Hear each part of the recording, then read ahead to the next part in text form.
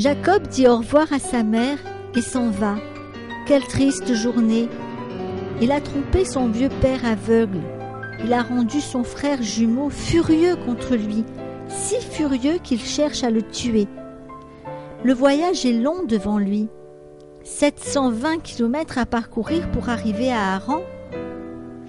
Une nuit, peu de temps après avoir quitté la maison, Jacob n'a pas d'autre solution pour dormir que de s'allonger à la belle étoile.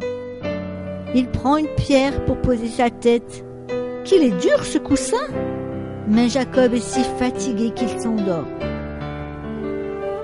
Pendant son sommeil, il fait un rêve. Il voit une échelle qui relie la terre et le ciel. Des anges montent au ciel et en redescendent avec l'échelle.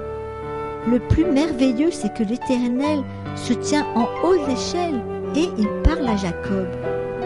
Je suis l'Éternel, le Dieu d'Abraham, le Dieu d'Isaac. La terre où tu es couché, je te la donnerai à toi et à tes enfants, et aux enfants de leurs enfants. Ils seront aussi nombreux que les graines de poussière sur le sol. Te souviens-tu de cette promesse que Dieu avait faite à Abraham? Eh bien voilà qu'il la redonne à Jacob. Je suis avec toi et je te garderai partout où tu iras. Je te ramènerai dans ce pays, je ne t'abandonnerai pas, avant d'avoir fait tout cela pour toi. Jacob ne mérite pas cela. Pourtant, Dieu l'aime tellement qu'il lui fait cette merveilleuse promesse. Jacob se réveille tout bouleversé. Sentir qu'il a été si près de l'Éternel le remplit de frayeur. Il réalise que Dieu sait tout de lui, de ses pensées dans son cœur et de ses mauvaises actions. Tôt le lendemain, Jacob prend la pierre qui lui a servi d'oreiller. Il y verse de l'huile. C'est pour se souvenir qu'à cet endroit-là, un événement extraordinaire lui est arrivé. J'appellerai cet endroit Béthel, c'est-à-dire maison de Dieu. Si Dieu est avec moi, s'il me donne la nourriture et le vêtement, s'il me ramène chez moi, alors l'Éternel sera mon Dieu. Cette rencontre avec Dieu a changé le cœur et les pensées de Jacob.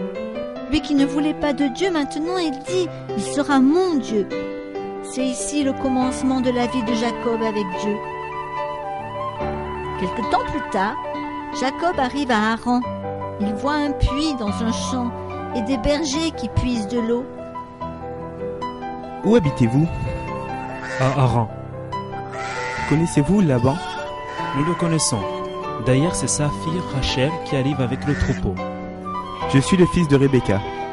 Rachel a entendu sûrement parler de Rebecca, de son histoire avec le serviteur Eliezer.